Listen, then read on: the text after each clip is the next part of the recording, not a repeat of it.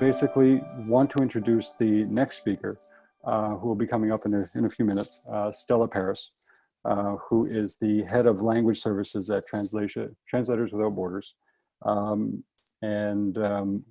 sure we'll start getting some intros to her, in the sense that she's been in the industry for, I think, 20 years now, varying roles, having what I think worked as a freelance translator, in-house translator, vendor manager. She's worked in marketing. I think she's pretty much done it all, to be quite honest.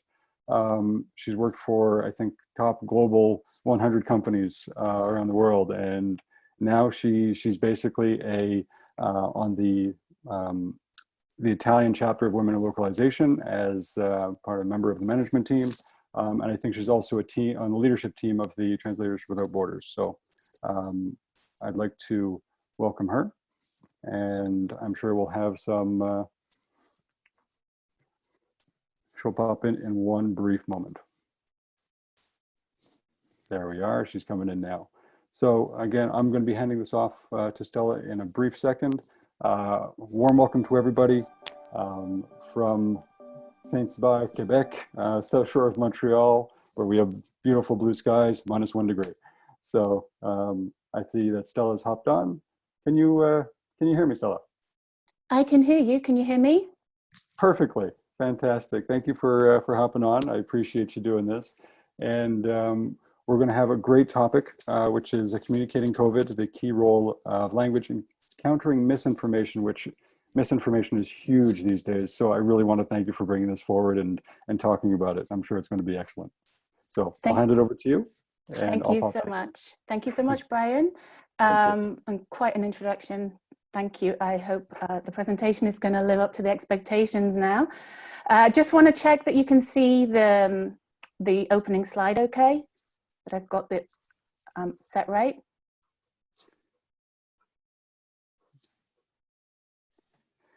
We see don't necessarily see it just yet in terms of sharing your screen.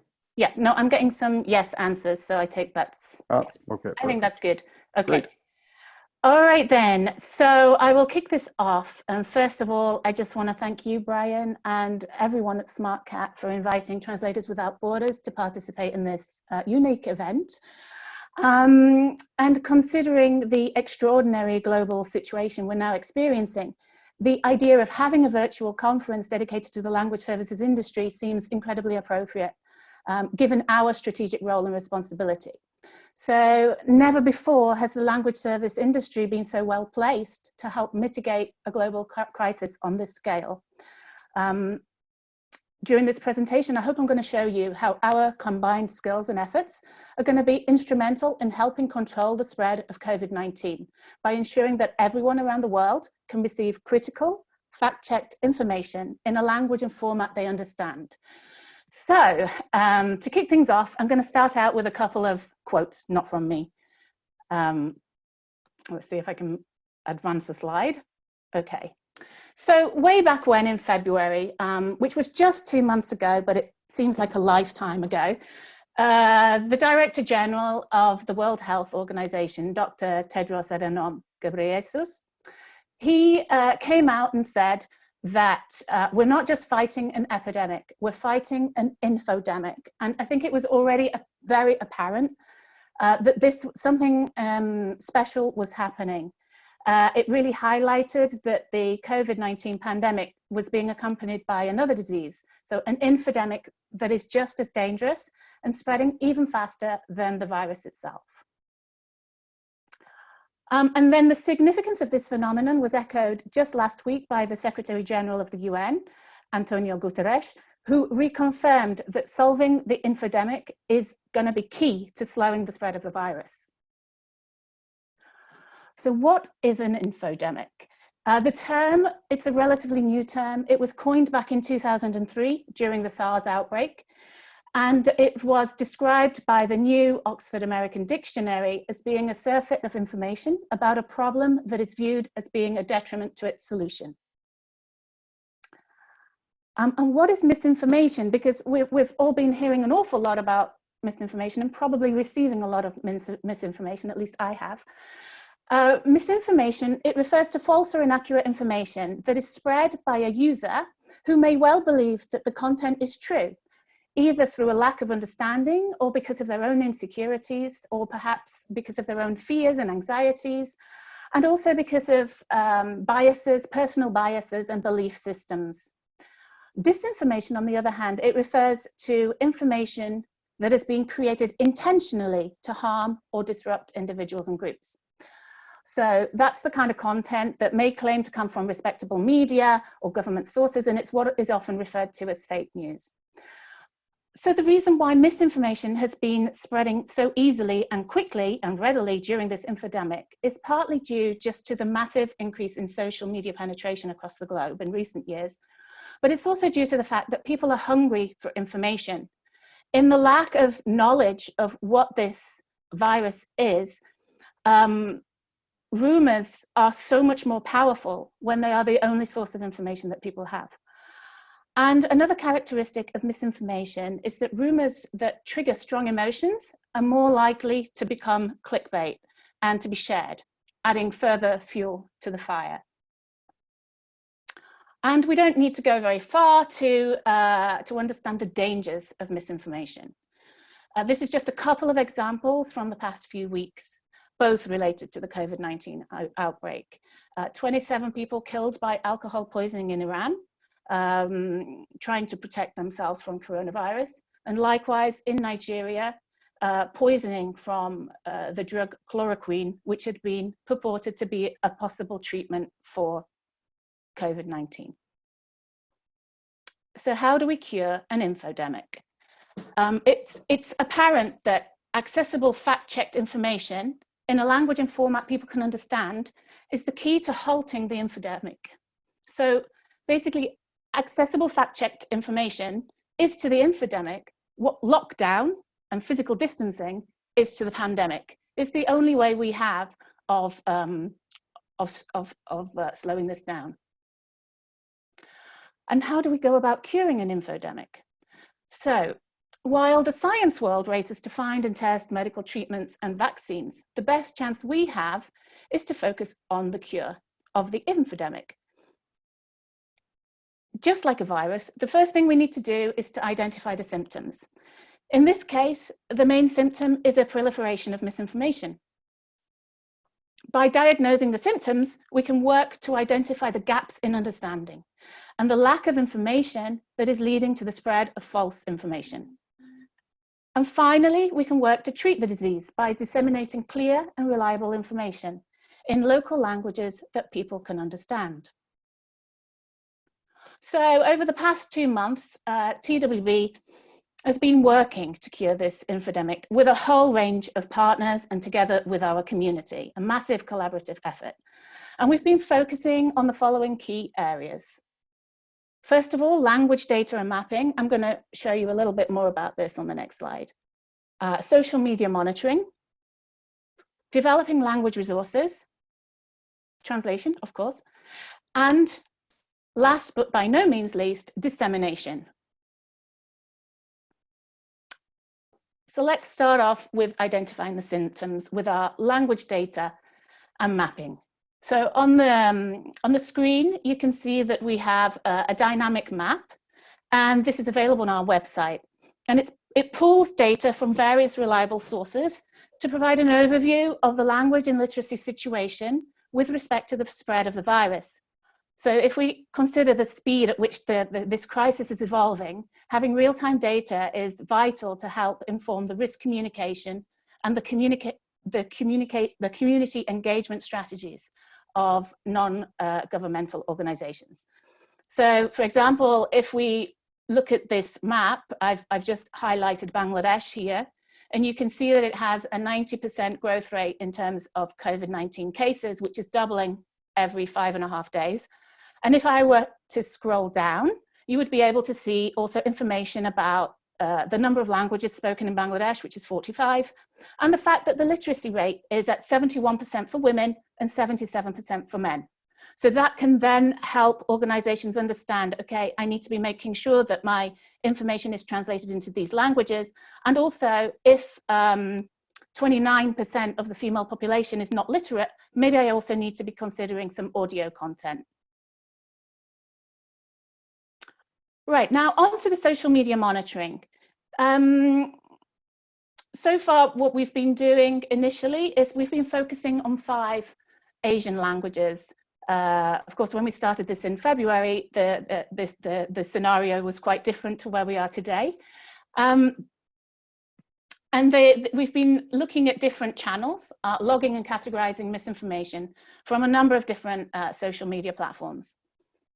In terms of the content, what we've been looking to do is to analyze the misinformation so we can identify the underlying reasons for the misinformation. So as we mentioned before, rumors only exist where there is a gap in knowledge and information.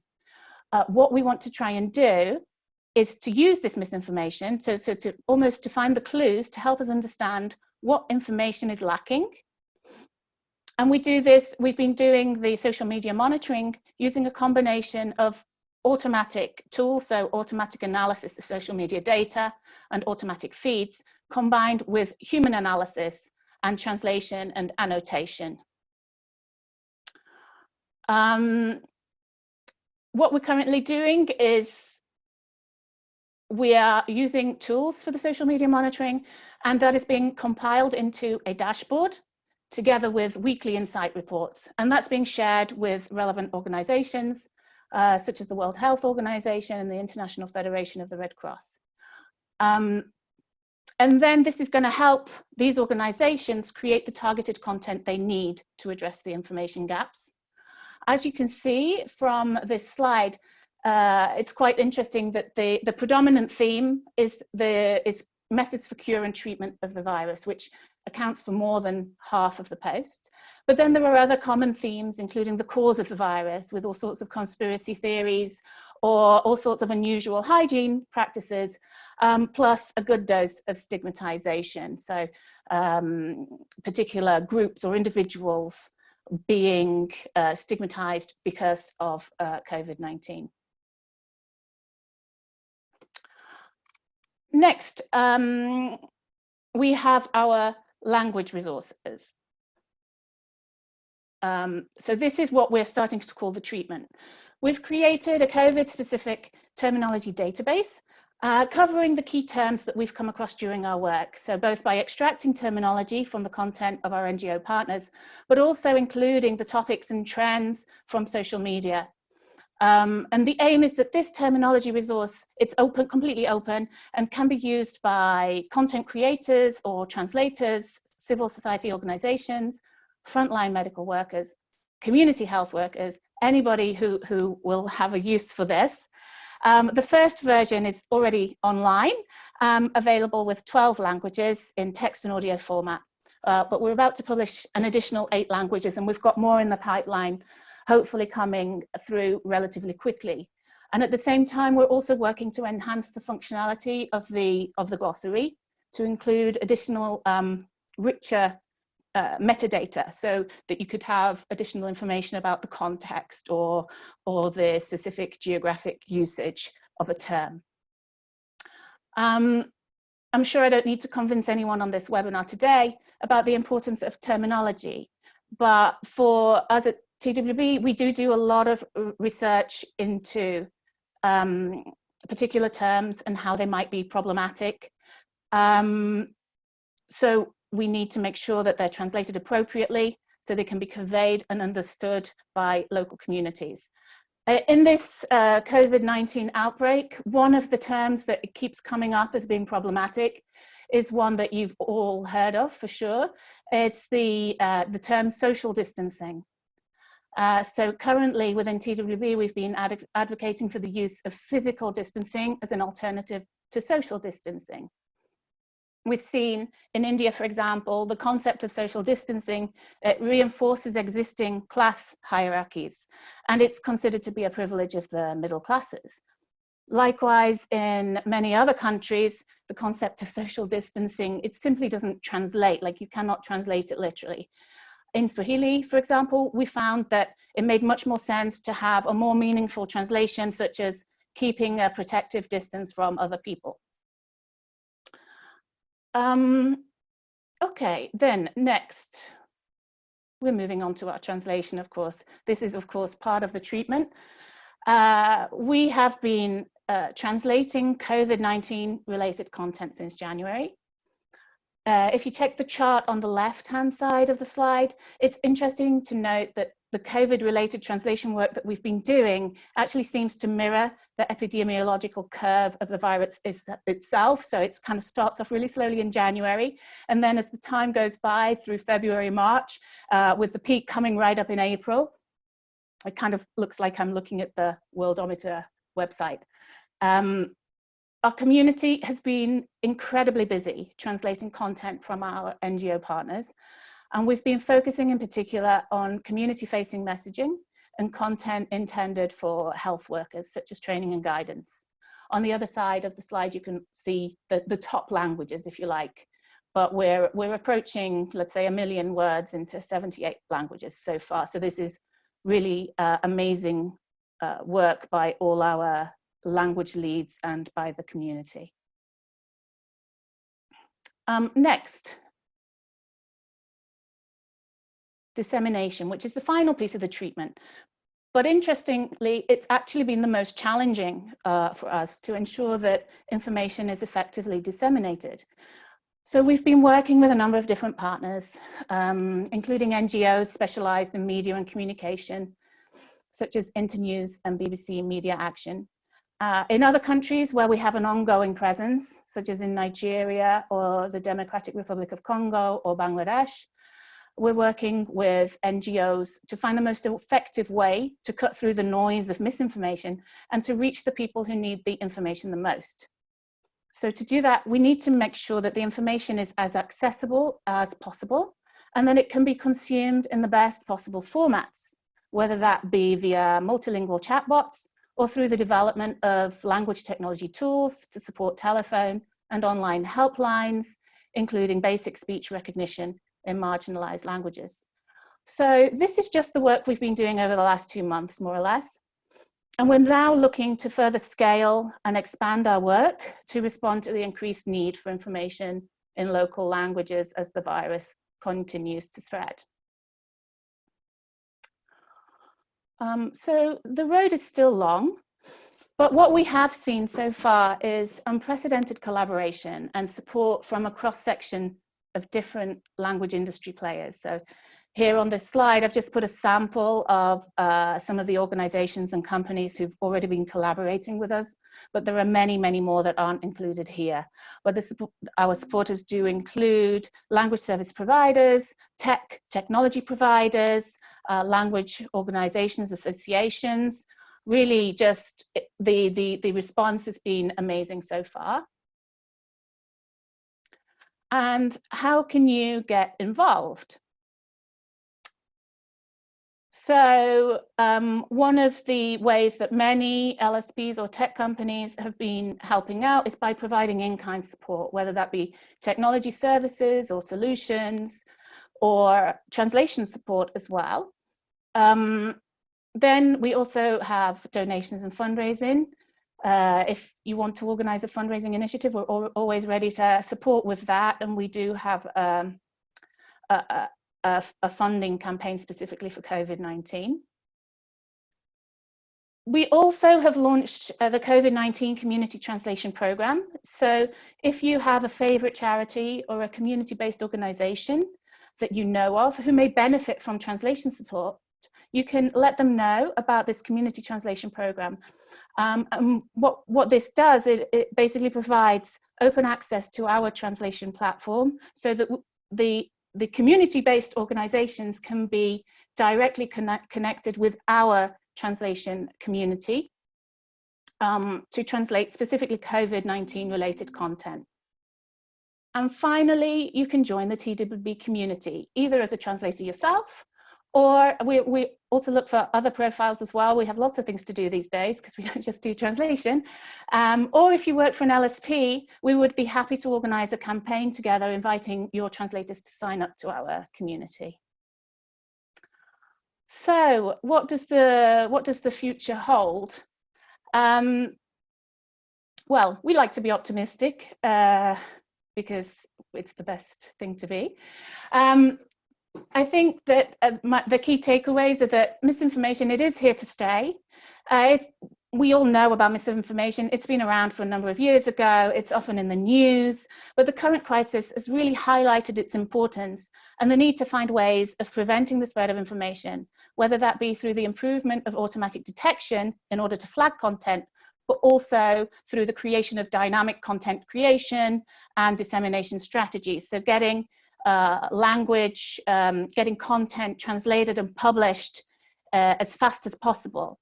And as more people speaking more languages continue to engage via social media, the need for language services and support in this area can only increase.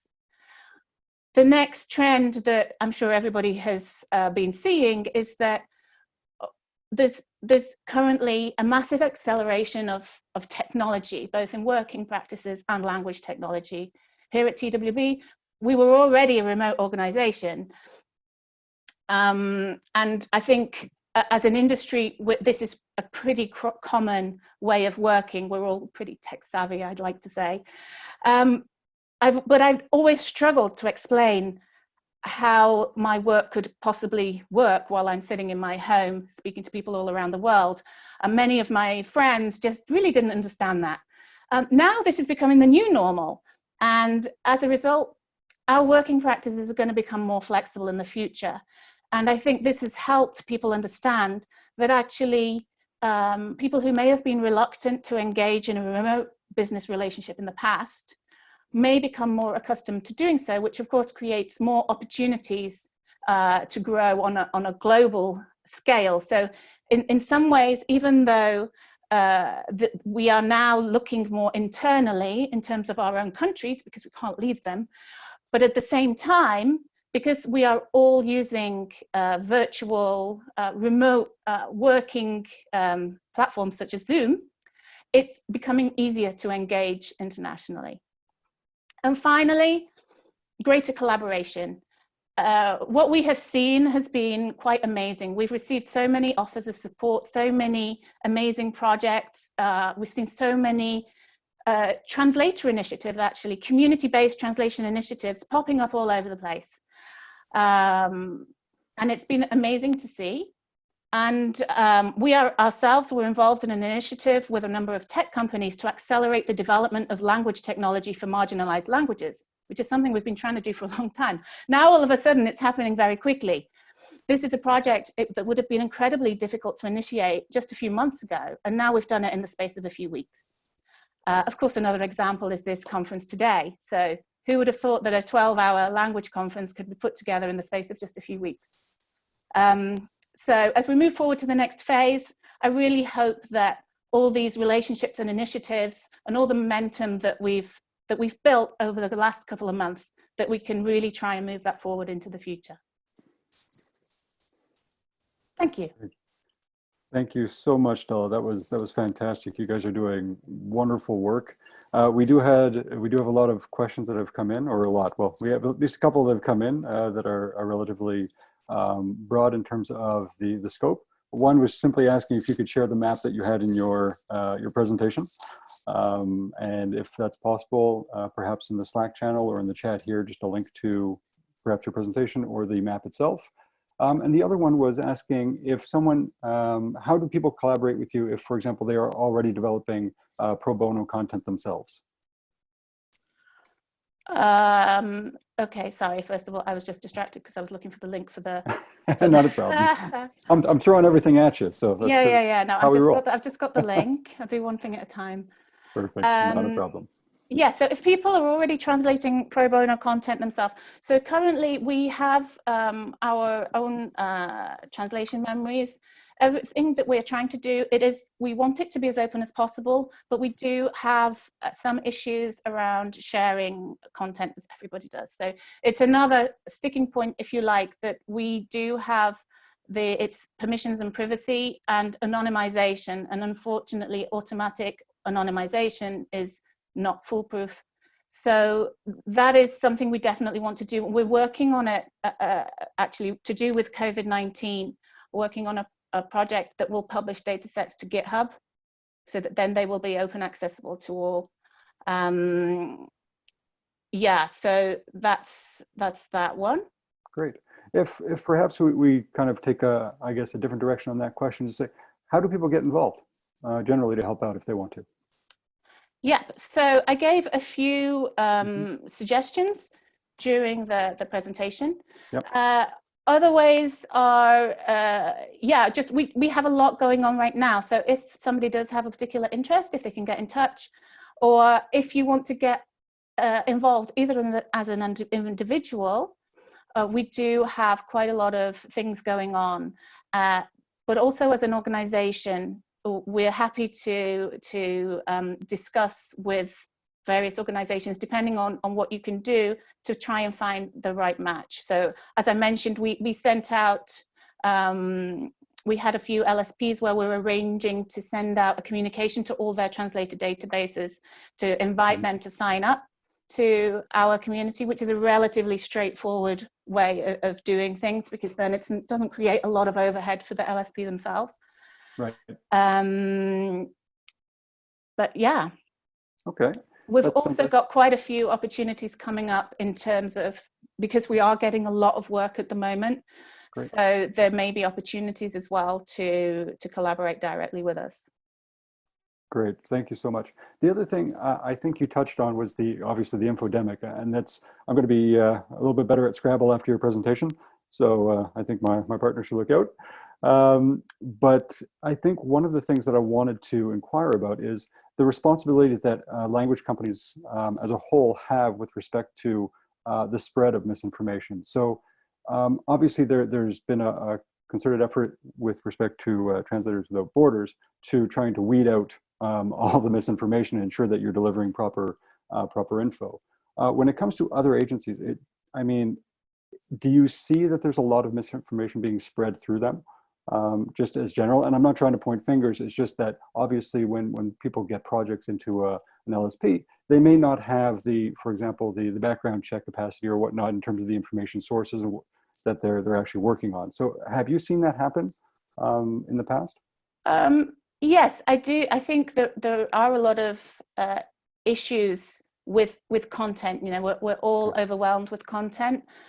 I do think that this, as a language service industry, this is where the more evolved, let's say, players can make a difference, right? Because if you receive information, you should be questioning, you should be developing a relationship and a partnership with your client, right. And you should be able to question and talk to them about it.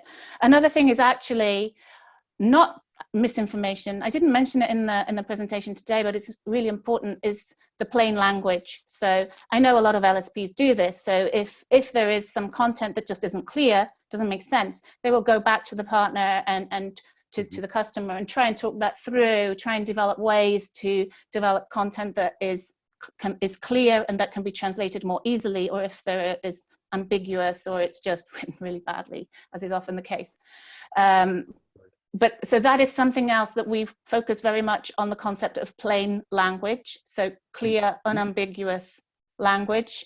And we encourage, well, we talk to NGO partners, but to be honest, it applies to everybody, right? Like, why do we need to write in an overly complicated way using lots of big words and really long sentences? It's not good for anybody. So we're trying to advocate also for everybody to speak in plain language. And I think that it's something that the language service industry as a whole is well placed to do as well. Fantastic. I think that's a really good point. I just want to remind everybody that the poll has been launched, so please do fill it out. Also wanted to thank you, Stella. It was great. We've currently got, I think, just under 500 people watching the presentation, joining us with our activities. Please do, everyone, share as much as you can on the social media, everything about Stella's presentation, everything about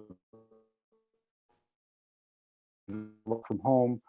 So again, I just want to really thank you, Stella, for everything. Is there anything that you wanted to add as a last comment or statement before we part ways?